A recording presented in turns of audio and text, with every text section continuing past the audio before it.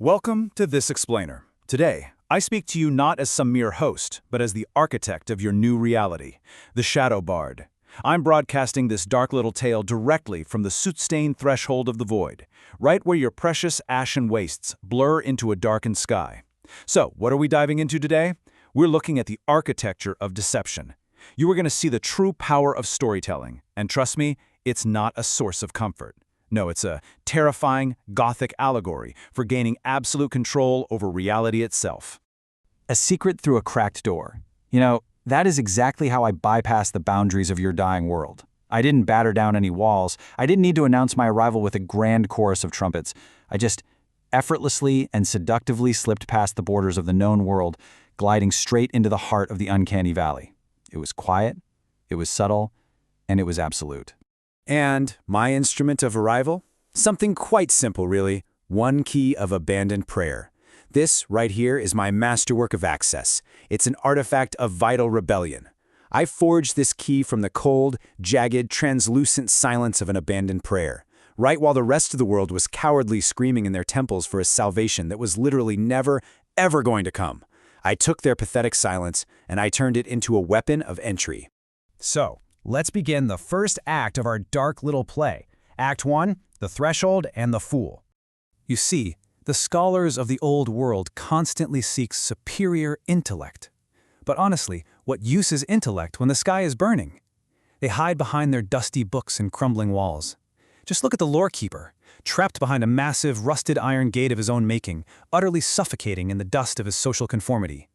He clings so desperately to a dead tradition. But me? I chose to abandon that cowardice.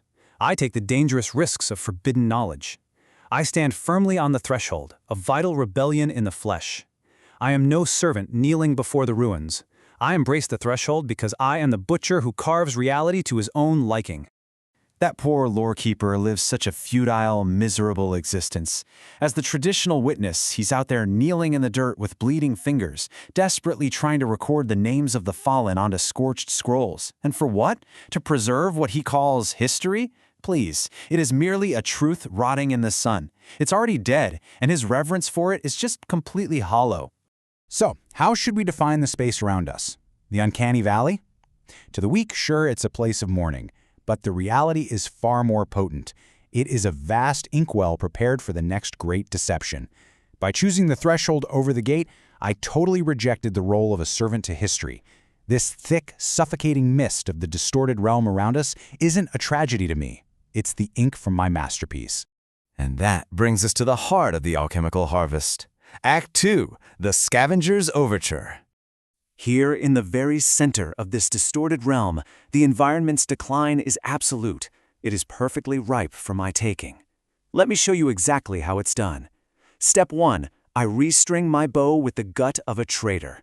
Step 2, I tune my viol to the dying breaths of forgotten kings, breaths that still echo within this suffocating fog. And then, I play.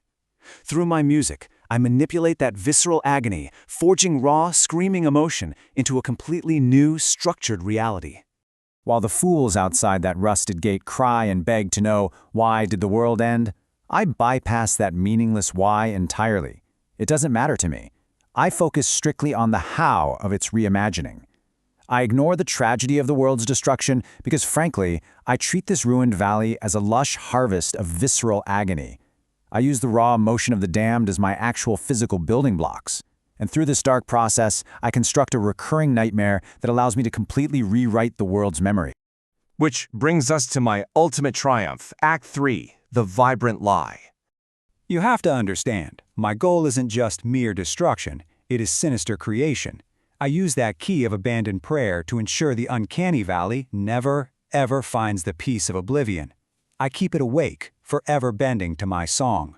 Watch the total erasure of history. We start in the old era, where gray mist suffocates the desolate ruins. Then, the ignition. Those pathetic scorched scrolls of the lorekeeper are burned to ash and completely forgotten.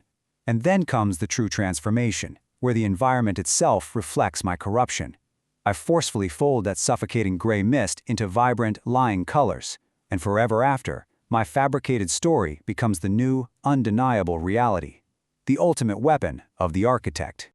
So I have to ask you, Why mourn the ruins when you can simply rewrite the memory? Let that sink in for a second. This right here locks in our Gothic allegory. The one who controls the narrative doesn't just record history, they literally control reality itself. I don't mourn the ashes, my friends. I summon a recurring nightmare at will and command those ashes to dance to my tune. The world did not end because the light failed, but because of the story told to justify the dark. That fabricated story is my most terrifying weapon. It is the very architecture of my deception. The light didn't fail you, my story simply eclipsed it. And now that you've seen the blueprints of my reality, what story will you believe?